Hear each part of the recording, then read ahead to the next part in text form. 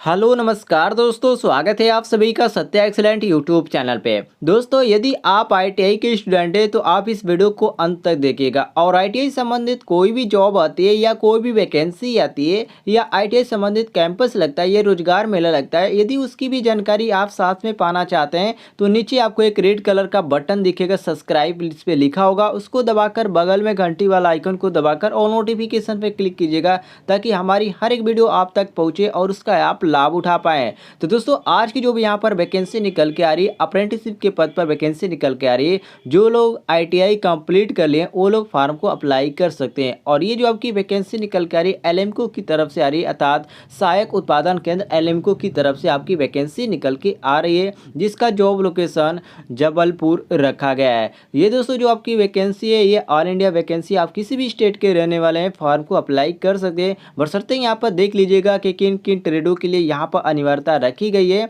तो जैसे कि आप यहाँ पर देख सकते हैं, पहले में लिखा गया साफ साफ, भारतीय कृत्रिम अंग निर्माण निगम अपने सहायक उत्पादन केंद्र जबलपुर हेतु fitter, COPA, turner, machinist, welder में आईटीआई उत्तीर्ण अभ्यर्थियों के 1 वर्ष के प्रशिक्षण के लिए भारत सरकार द्वारा निर्धारित अप्रेंटिसशिप एक्ट के अंतर्गत देय वित्तीय आवेदन पत्र आमंत्रित करता है। ये जो आपकी वैकेंसी निकल के आ रही है कुछ ही ट्रेडों पर निकल के आ रही है, जैसे कि यहाँ पर फीटर, कोपा, टर्नर, मशीनिस्ट और वेल्डर दिया गया है।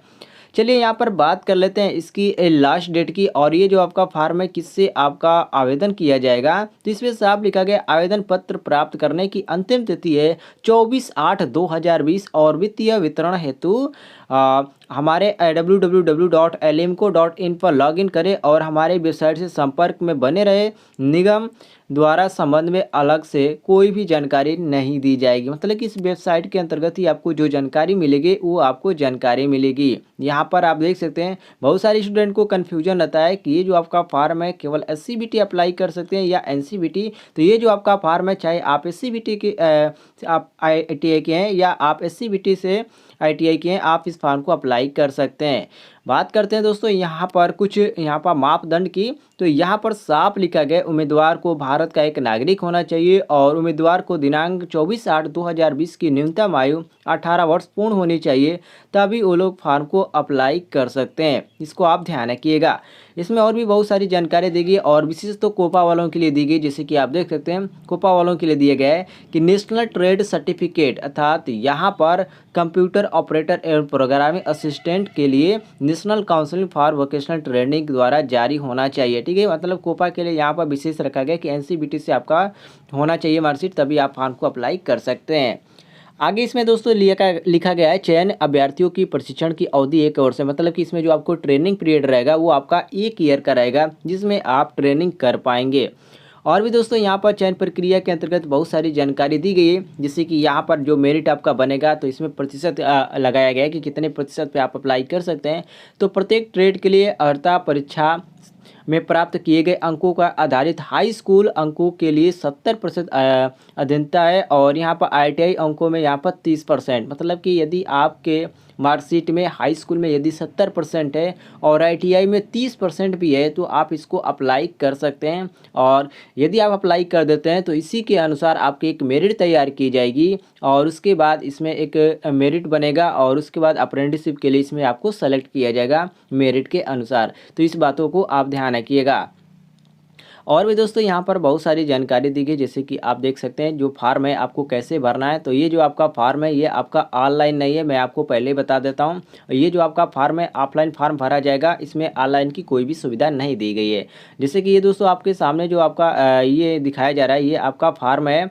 और यहाँ पर बात करते हैं सबसे पहले तो कि इसमें कैटेगरी वाइज यहाँ पर निकाली गई तो किसमें कितना पद है। तो यहाँ पर सबसे पहले कोपा के लिए दिया गया है। तो कोपा के लिए यहाँ पर देख सकते हैं यहाँ पर आपको 10वीं और आईटीआई होना चाहिए, वो भी साइंस से होना चाहिए। और यहाँ पर आपका 1 वर्ष का ट्रेनिंग रखा जाएगा। और यहाँ पर एससी के लिए एक भी सीट नहीं है। और यहाँ पर एसटी के लिए यहाँ पर 1 है और यहाँ पर ओबीसी के लिए 1 है और सामान्य वर्ग के लिए 1 है। और कुल पोस्ट इसमें 3 ही निकल के आ रही कोपा वालों के लिए।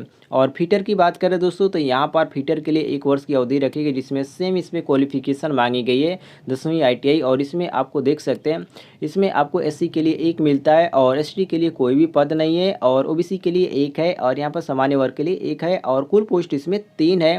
टर्नर के लिए यहाँ पर लास्ट में बचता है, सामान्य वर्ग के लिए केवल 1 है टर्नर में। मशीनिस्ट में यहाँ पर आपको सामान्य वर्ग में 1 ही मिलेगा। वेल्डर में दोस्तों आपको 1 ही मिलेगा जो कि सामान्य वर्ग है। मतलब कि यहाँ पर वैकेंसी जो निकल के आ रही है बहुत ही कम निकल के आ रही है, 10 ही आपकी वैकेंसी निकल के आ रही है। जो यदि आप फार्म की इच्छा रखते हैं भरने की तो भर सकते हैं। और भी कोई भी जानकारी चाहिए तो आप कमेंट में पूछ सकते हैं। फार्म भरने का जो तरीका है कुछ इस तरह से, जैसे कि आप देख सकते हैं यहाँ पर साफ लिखा गया है अप्रेंटिसशिप संख्या। मतलब कि जब आप अप्रेंटिसशिप के ऑफिशियल वेबसाइट पे रजिस्ट्रेशन किए होंगे तो वहाँ पर 16 डिजिट का नंबर आपको प्राप्त हुआ होगा, उसी को इसमें फिल करना है। उसके बाद उम्मीदवार का नाम, पिता का नाम, माता का नाम, जन्म तिथि और यहाँ पर लिंग और आधार कार्ड की यहाँ पर आपको लगाना है। आधार कार्ड के जितने आपको अंक है उसमें आपका आधार कार्ड नंबर और यहाँ पर आपका फ़ोटो, और फ़ोटो ध्यान रखिएगा अपना हाल ही में पासपोर्ट आकार का रंगीन फ़ोटोग्राफ यहाँ चिपकाना है। और यहाँ पर शैक्षिक योग्यता, जो आपकी योग्यता है, जिस योग्यता के अनुसार इस फार्म को आप अप्लाई करना चाहते हैं उसको लगा दीजिएगा। और पैन कार्ड लगा देंगे तो और भी अच्छा रहेगा, और यदि नहीं है तो कोई यहाँ पर अनिवार्यता नहीं है, इसको आप ध्यान रखिएगा। हाई स्कूल यहाँ पर मांगा गया, हाई स्कूल में प्राप्तांक कितना था, पूर्णांक कितना था, यहाँ पर आपको सारी जानकारी फिल करना पड़ेगा। जैसे एक सिंपल फार्म आप भरते हैं तो यहाँ पर आपको उसी तरह फार्म को फिलअप करना है, आप देख सकते हैं। और इसका लिंक मैं आपको इस वीडियो के डिस्क्रिप्शन में दे दूंगा, आप वहाँ से भी डाउनलोड कर सकते हैं टेलीग्राम ग्रुप ज्वाइन करके। तो मिलते हैं नेक्स्ट वीडियो में, तब तक के लिए जय हिंद, वंदे मातरम।